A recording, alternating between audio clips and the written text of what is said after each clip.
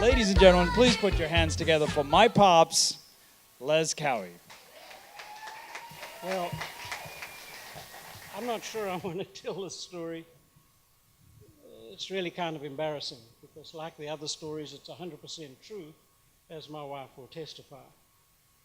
But you see, I met Fran, fell in love with her. Within the first 6 months, we decided to get engaged. And then she announced that we were going to do this weekend with her friends. We were going to go down the south coast of the eastern side of South Africa, and we were going to have this weekend with her friends.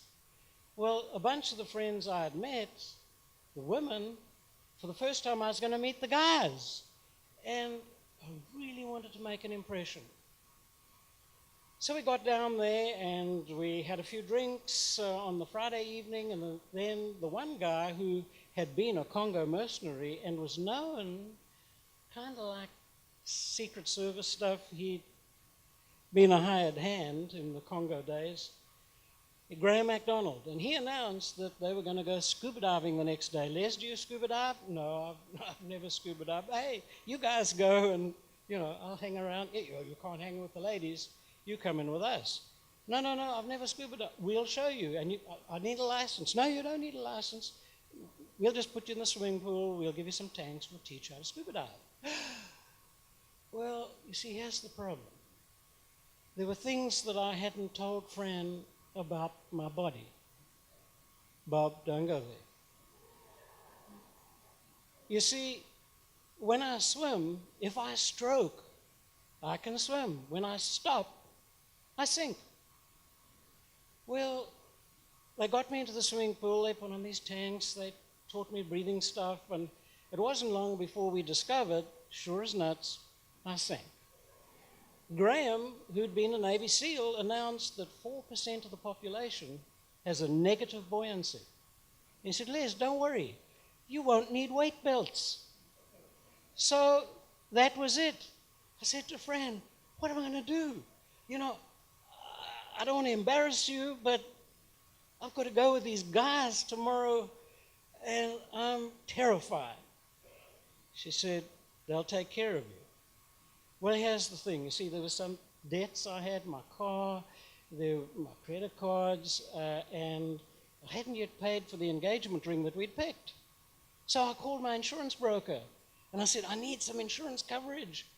4 a.m. the next morning, I got up, I drove all the way to the city, and I signed some forms. I got back in time for breakfast. We had a very light breakfast, and then we went out to the boat. It was one of these Navy SEAL type rubber dinghies. We get in and we head out, and I got this motor in the back, and I'm hanging on, and boom, through the waves. And, oh, my heart, I tell you, my heart was going. Well, we get out, we're about 12 miles out, and they say, oh, there's a reef here.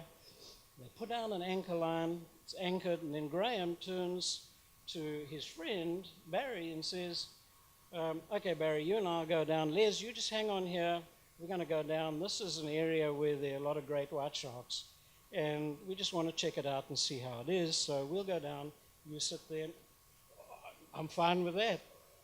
So, plop, they're over the side and they're gone. It was one of those beautiful, beautiful, sunny South African days. The water was smooth. It was so picturesque. Oh, and suddenly the boat took off. The thing took off. It took off. And it's heading south. My God, what has got on? What has got it? And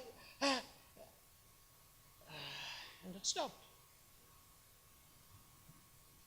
So I crept forward and I had a look. I couldn't see anything, and so I'm looking over the side. Oh, and it's off! It's going south. And it stopped. I look back. There's water. There's food. No, there's no food. I don't know what's got. Oh! It's going again, and it's heading south. And I just thought of Fran. Thank God I took the insurance. But what's going to happen when I'm south of Graham and Barry are going to come up? They won't see me. What are they going to do? How do they get back on shore? And